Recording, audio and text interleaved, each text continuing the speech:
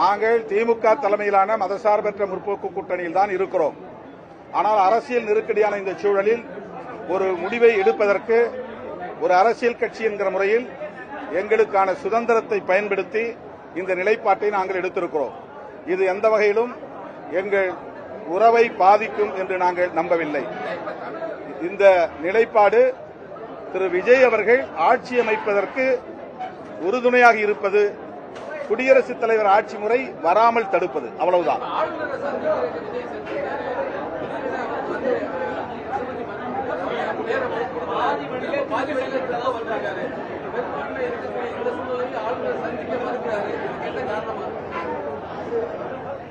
ஆளுநர் திரு விஜய் அவர்களை சந்திக்க மறுத்திருப்பது அதிர்ச்சி அளிக்கிறது. ஏற்கனவே நாங்கள் விடுதலை சிறுத்தைகள் கட்சியின் சார்பில் கூறியிருந்தோம், மக்கள் அவருக்கு கூடுதலான இடங்களை தந்து தனிப்பெரும் கட்சி என்கிற அங்கீகாரத்தை தந்திருக்கிறார்கள். அவர்களுக்கு ஆட்சி அமைப்பதற்கு அனுமதி அளிக்க வேண்டும் என்ற கருத்தை ஏற்கனவே சொல்லியிருந்தோம். போதிய எண்ணிக்கை இல்லை என்று சொன்னார்கள். அந்த போதிய எண்ணிக்கைக்காகத்தான் இடதுசாரிகளோடு விடுதலை சிறுத்தைகளும் ஆதரவை நல்கியிருக்கிறோம். மாண்புமிகு ஆளுநர் அவர்கள் ஜனநாயகத்தை காப்பாற்ற வேண்டும், குதிரை பேரம் நடப்பதற்கு இடம் கொடுக்கக்கூடாது, அதற்கான சூழலை உருவாக்கக்கூடாது, அரசமைப்பு சட்டத்தை பாதுகாக்க வேண்டும், ஜனநாயகத்தை பாதுகாக்க வேண்டும். எனவே ஆட்சி அமைப்பதற்குரிய எண்ணிக்கைகள் அப்சல்யூட் மெஜாரிட்டி என்று சொல்லக்கூடிய 118 இடங்கள் இன்றைக்கு தவேகாவுக்கு உள்ளது. இந்த நிலையில் அவரை ஆட்சி அமைக்க அனுமதிப்பதுதான் ஜனநாயகமாகும். ஆளுநர் ஜனநாயகத்தை படுகொலை செய்யக்கூடாது என்று வேண்டுகோள் விடுக்கிறோம்.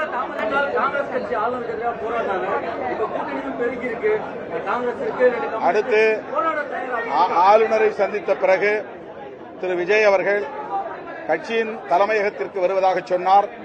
நான் அவரிடத்திலே வேண்டுகோள் வைத்தேன், பதவியேற்புக்கு பிறகு சந்திப்போம், இப்போதைக்கு அலுவலகம் வரவேண்டிய கட்டாயம் இல்லை, எனவே வரவேண்டாம் என்று நான் சொல்லிவிட்டேன்.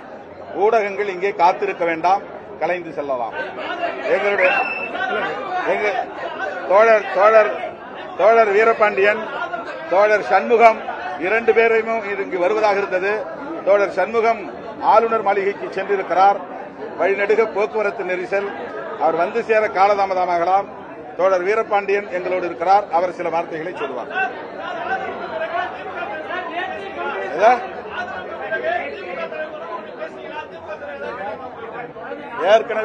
ஏற்கனவே நாங்களே முடிவெடுத்திருந்தோம்.